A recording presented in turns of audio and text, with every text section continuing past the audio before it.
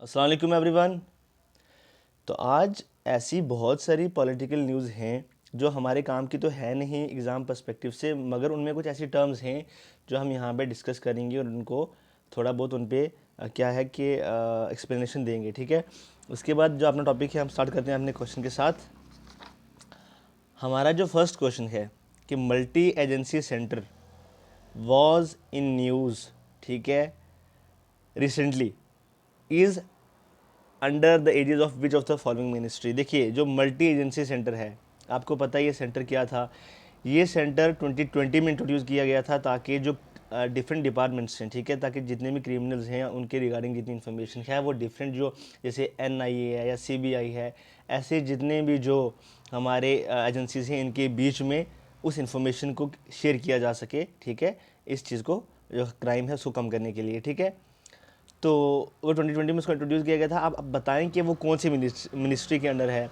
हमारे ऑप्शन है ministry of electronics and IT, ministry of home affairs, ministry of housing and urban affairs, and last है ministry of food. ठीक है, अब जो नेक्स्ट क्वेश्चन है हमारा कि ऑलिव शोल्स, जो ऑलिव शोज हैं वो किस कंट्री के हेड हैं। देखिए, इसको हमने बहुत बार डिस्कस किया है। एक बार हमने तब भी डिस्कस किया था जब इनकी विज़िट थी चाइना में, तो इन्होंने चाइना में कहा था कि चाइना एक बहुत बड़ा रोल प्ले कर सकता है यूक्रेन और जो रशिया का वॉर चल रहा है उसको मीडिएशन में एज अ बहुत बड़ा रोल प्ले कर सकता है चाइना। ठीक है, अब ऑलिव शोज कौन सी कंट्री के हेड हैं, आपके पास ऑप्शंस हैं Italy, France, Germany and Brazil.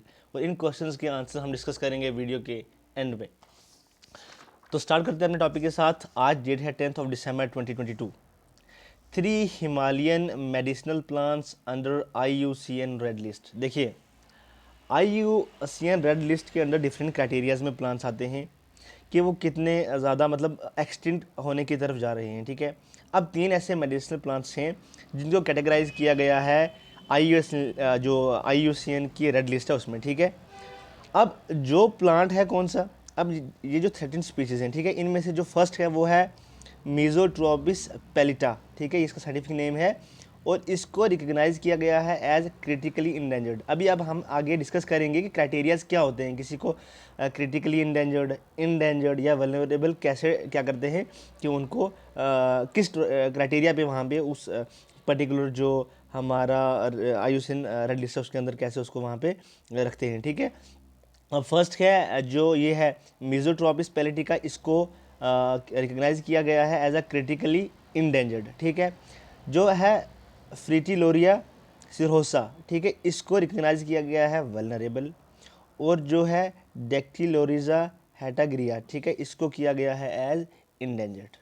ठीक है, ये 3 प्लांट्स हैं, आपको इनके नाम याद रखने हैं। ठीक है, जिनको IUCN रेड लिस्ट ने रिकग्नाइज करा है। ठीक है, अब क्या होता है वल्नरेबल, क्रिटिकली इंडेंजर्ड और इंडेंजर्ड। देखिए, जो है क्रिटिकली इंडेंजर्ड, इसमें वो स्पीशीज़ आते हैं जिनका जो पॉपुलेशन है, उनका पॉपुलेशन जो है वो 90% जो है मतलब एक्सटेंट हो गया है। ठीक है, ओनली 10% इज रिमेंड।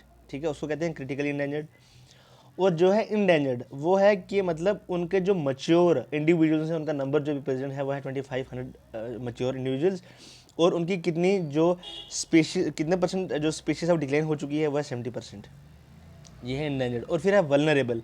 वल्नरेबल वो है जिनकी स्पीशीज जो डिक्लाइन हो चुकी है वह कितनी, एटलीस्ट 50%। ठीक है, ये हैं 3 क्राइटेरियाज जिनमें ये जो स्पीशीज हैं, जो मेडिसिनल प्लांट्स हैं, इनको रिकग्नाइज किया गया है IUCN रेड लिस्ट के अंदर। ठीक है, उसके बाद हमारा जो सेकंड टॉपिक है इसको भी हमने बहुत बार डिस्कस किया है, लेकिन आज फिर हम अच्छे से डिस्कस करेंगे कि इंडिया और चाइना का जो ट्रेड डेफिसिट है वो पहुंच चुका है $51.5 बिलियन।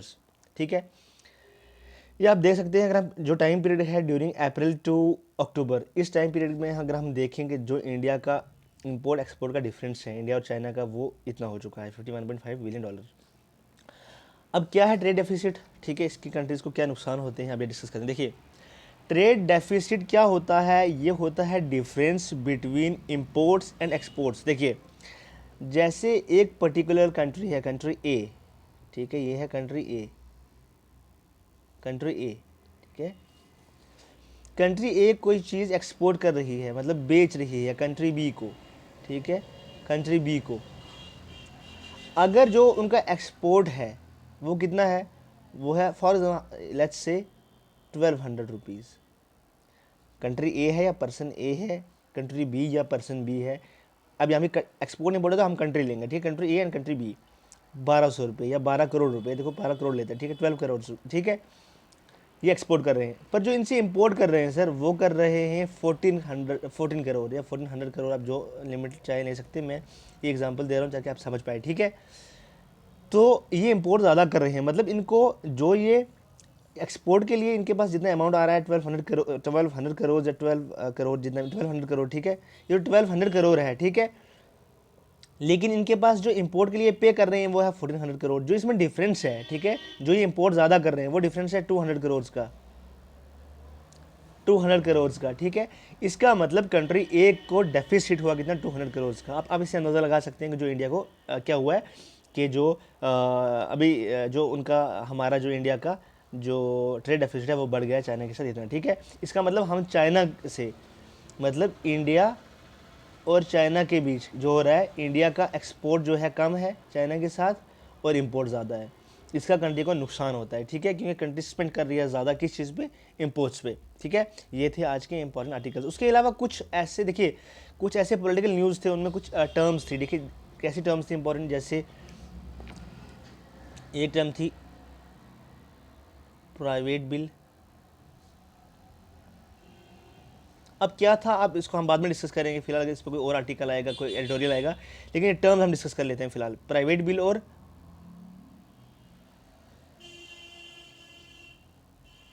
Government bill.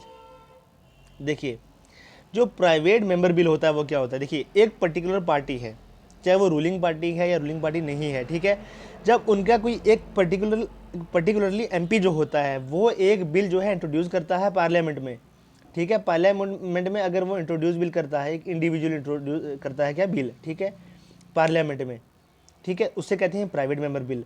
और अगर कोई मिनिस्ट्री करती है, for example finance ministry, home ministry, से अभी जो रूलिंग गवर्नमेंट है उनके अगर होम मिनिस्ट्री कोई बिल पे वहाँ पे इंट्रोड्यूस कर रही है, उसे कहा जाता है गवर्नमेंट बिल, ठीक है।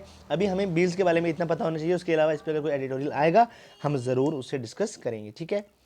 तो अपने क्वेश्चन के आंसर डिस्कस करते हैं। आज का जो फर्स्ट क्वेश्चन है कि जो मैक है, ठीक है, MAC means multi agency centre, ये 2022 में इंट्रोड्यूस किया गया था इसको। ये किस मिनिस्ट्री के अंडर आता है, तो ये आता है मिनिस्ट्री ऑफ होम अफेयर्स के अंडर।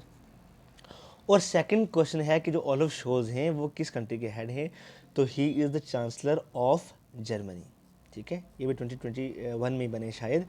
तो इनका नाम क्या है, ओलाफ शोल्ज, और ये किस कंट्री के चांसलर हैं, ये हैं जर्मनी के चांसलर।